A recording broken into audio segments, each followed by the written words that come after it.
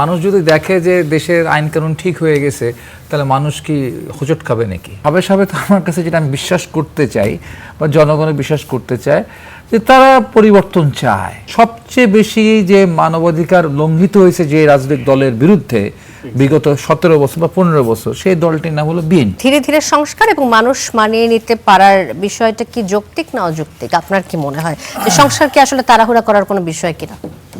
ধন্যবাদ।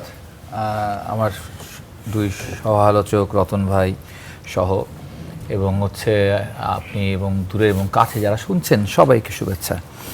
আসলে এইখানে একটু কানের কাছে বাড়ি লাগে আর কি, বাড়িটা লাগে আর কি। প্রথম কথাটা খুব সুন্দরভাবে বলেছেন যে প্রকৃতির নিয়মে সব পরিবর্তন হবে। হ্যাঁ, যেমন দিন শেষে রাত আসে, রাত শেষে দিন আসে, একটা নির্দিষ্ট সময়ের মধ্যে দিয়ে মৌসুমের পরিবর্তন ঘটে, ঋতুর পরিবর্তন ঘটে, সেরকম একটা পরিবর্তনের মতো করে বোঝানোর চেষ্টা করেছেন। কিন্তু ব্যাপারটা এই ব্যাপারটা তো আসলে স্বতঃস্ফূর্ত বা ন্যাচারাল ব্যাপার না। এটা তো ইনিশিয়েশনের ব্যাপার আছে, উদ্যোগের ব্যাপার আছে। এখন মানুষের মানায় নেওয়ার ব্যাপারটা ঠিক আমার কাছে বোধগম্য না আর কি। ঠিক আছে, মানুষ মানায় নেবে না মানে কি? মানুষ যদি দেখে যে দেশের আইন কানুন ঠিক হয়ে গেছে তাহলে মানুষ কি হোঁচট খাবে নাকি? হ্যাঁ, হোঁচট খেতে পারে, কিছু মানুষ হোঁচট খেবে, যারা একটু আইন অমান্য করেন তারা হোঁচট খাবেন আর কি। দেশ যদি আইনের শাসনে ফিরে যায় তাহলে মানুষ হোঁচট খাবে? মানুষ হোঁচট খাবে না। এটা যত দ্রুত সম্ভব, হ্যাঁ, যত দ্রুত সম্ভব ফিরে যেতে হবে। এই যে যেমন দুটি বিষয়, তিনটি বিষয় আছে, তিনটি বিষয়ের ক্ষেত্রেও আপনি ধরেন এই যে আপনার সুপ্রিম কোর্টের সচিবালয়ের বিষয়, আবার সেই মানবাধিকার কমিশনের বিষয়টি, এইগুলো বিষয়গুলোতে আসলে মানুষ কি খুব বিব্রতকর অবস্থায় পড়ে যেত। এখন ঘরেই হবে বিয়ে বাড়ির পোলাও, যদি থাকে আগে এসেনশিয়াল সুগন্ধি চিনি গুঁড়া চাল।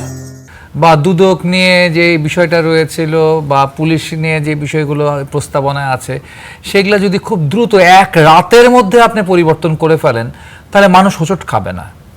হ্যাঁ, মানুষ খুব আনন্দিতও হবে না, মানুষ খুব একটা বুঝবে না যে কি পরিবর্তনটা হয়েছে, কিন্তু সবচেয়ে বেশি উপকৃত হবে আপনার সরকার সবচেয়ে বেশি গিয়ে স্মুথ জায়গায় আসতো, সবচেয়ে বেশি যেটা বলেন যে আপনারা সমালোচনা করবেন তাহলে আমরা সঠিক পথে থাকবো। হ্যাঁ, যে এনসিপি সমালোচনা করবে তাতে রতন ভাই সঠিক পথে থাকবেন, এই যে তার যে স্পিরিটটা আছে সেই স্পিরিটটাই আরো ঠিক থাকতে পারতো যদি এই সামান্য কয়টা অধ্যাদেশের ব্যাপারে একটু বিএনপি ফ্লেক্সিবল হতো। বিএনপি তো অনেকগুলো অধ্যাদেশ গ্রহণ করেছে, হ্যাঁ, অনেকগুলো 250 অধ্যাদেশের মধ্যে অনেক অধ্যাদেশ তিনি গ্রহণ করেছেন, কিন্তু কয়েকটি অধ্যাদেশ গ্রহণ না করার মধ্যে দিয়ে একটা সন্দেহের বীজ মানুষের মধ্যে ঢুকে গেছে যে তাহলে বিএনপি এই যে সুপ্রিম কোর্ট এটা কেন আসলে আলাদা সচিবালয়টা রাখছে না, কেন সেই মানবাধিকার কমিশনে কোনো অভিযোগ আমি যা করব, আমাকে ধরেন আমার ছেলেকে ধরে নিয়ে গেছে, গুম করার চেষ্টা করা হচ্ছে,